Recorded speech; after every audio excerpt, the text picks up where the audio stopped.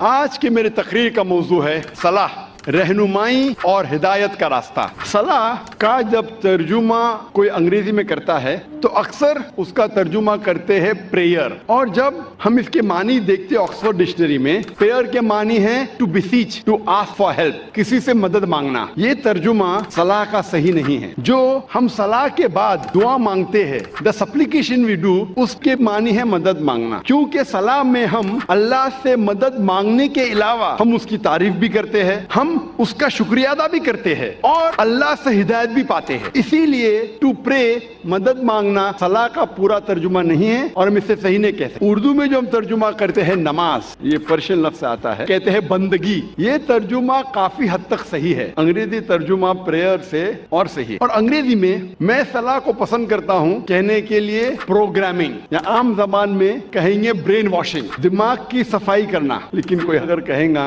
آذان سننے کے بعد آپ کہاں جا رہے اور کہیں گے I'm going for brain washing، میں دماغ کی صفائی کرنے کے لیے جا رہا ہوں، تو عجیب لگتا ہے۔ تو کہ انگریزی میں کہیں گا کہ میں پریئر کے لیے جا رہا ہوں، مجھے کوئی حرج نہیں ہے، لیکن یہ کہنا چاہتا ہوں پریئر جو انگریزی لفظ ہے وہ صلاح کا صحیح ترجمہ نہیں ہے۔ میں پسند کرتا ہوں کہنے کے لیے پروگرامنگ ٹورڈز رائچسنس، یا صلاح رہنمائی اور ہدایت کا راستہ ہے۔ جب بھی ہم یہ لفظ پروگرامنگ سنتے ہیں فوراً ہمارے دماغ میں کمپیوٹر آ جاتا ہے۔ اگر آپ مجھے اجازت دیں گے کہ میں انسان کو ایک مشین کہوں تو مجھے یہ کہنا پڑے گا کہ انسان دنیا کی سب سے بہترین مشین ہے، انسان دنیا کی سب سے بہترین کمپیوٹر ہے۔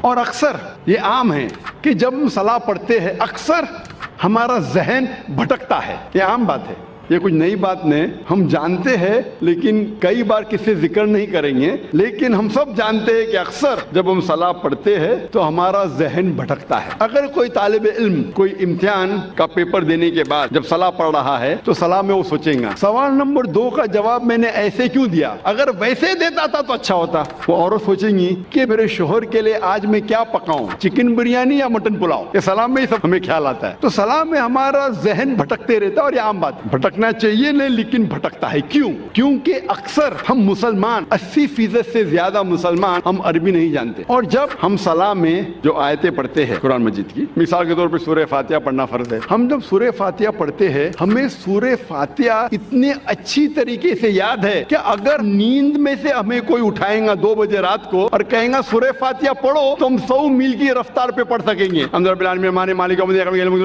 کیونکہ ہمارا ذہن جو اللہ سبحانہ تعالیٰ نے ہمیں دیا ہے وہ اتنا پاورفل ہے کہ یہ سورہ فاتحہ ہمارے ذہن کا ایک دم چھوٹا سا حصہ استعمال ہوتا ہے، باقی ہمارا ذہن خالی ہے۔ An empty brain is a devil's workshop، یہ انگریزی میں کہاوت ہے کہ خالی دماغ شیطان کا کارخانہ ہے، اور سائنٹیفکلی ہمارا دماغ خالی کبھی رہ ہی نہیں سکتا، یہ سائنس کے۔ تو کیا کرتا ہے؟ دماغ بھٹکتا ہے۔